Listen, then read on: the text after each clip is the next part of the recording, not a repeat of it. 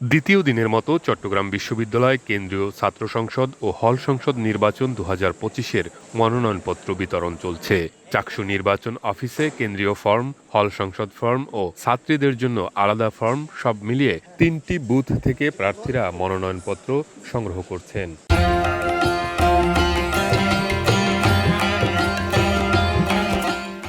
চাকসু ও হল সংসদ নির্বাচন আচরণবিধি অনুযায়ী মনোনয়নপত্র সংগ্রহ ও জমাদানের সময় কোনো মিছিল বা শোভাযাত্রা করা যাবে না এবং ৫ জনের বেশি সমর্থক নিয়ে ফর্ম নেওয়া বা জমা দেওয়া যাবে না। আগামী ১৫ থেকে ১৭ সেপ্টেম্বর মনোনয়নপত্র জমা নেওয়া হবে। যাচাই বাছাই হবে ১৮ সেপ্টেম্বর। প্রাথমিক তালিকা প্রকাশ ২১ সেপ্টেম্বর এবং প্রার্থিতা প্রত্যাহারের শেষ সময় ২৩ সেপ্টেম্বর। চূড়ান্ত প্রার্থী তালিকা প্রকাশ করা হবে ২৫ সেপ্টেম্বর।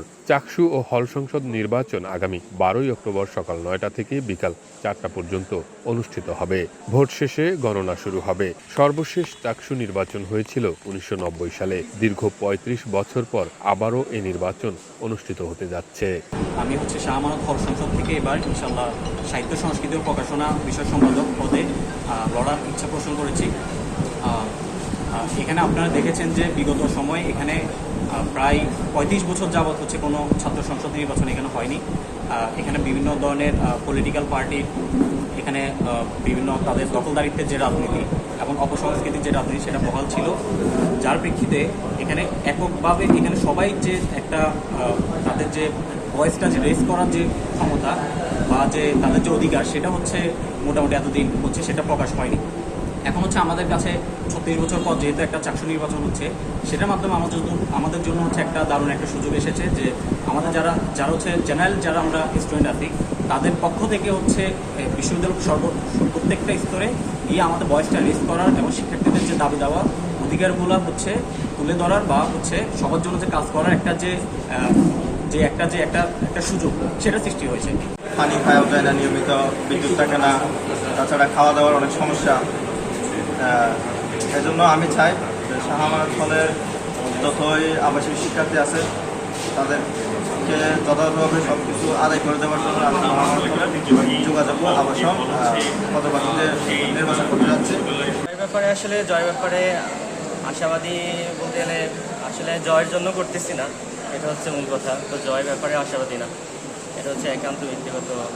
আমি শামসুন্নাহার হল থেকে সাহিত্য সংস্কৃতি ও প্রকাশনা সম্পাদকে দাঁড়াচ্ছি, নির্বাচন করছি।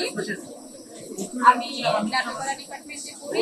আমি এই পদের জন্য নিজেকে যোগ্য মনে করি, যার কারণে আমার দাঁড়ানো। আমি যদি নির্বাচিত হই তাহলে এই পদে যেসব কাজ করা সম্ভব আমি আপনার চেষ্টা করবো আমার জায়গা থেকে করার। আর আমি আমার হলকে অন্যরকম করতে চাই। আমি ক্যাম্পাসে আসার পর থেকেই হলে সাংস্কৃতিক তেমন কিছু খুব একটা দেখতে পাই না। তারপর আদার্স অনেক কিছুই আমি অভাব ফিল করি, যেটা আমি নিজের জায়গা থেকে সর্বোচ্চটা দিয়ে এটা অভাবটা পূরণ করতে চাই। মনে হয় নারীদের সব ক্ষেত্রে এগিয়ে আসা উচিত। নারীরা পিছিয়ে থাকবে না, বাংলাদেশকে এগিয়ে নিতে হলে নারীদের সমানভাবে এগিয়ে আসতে হবে।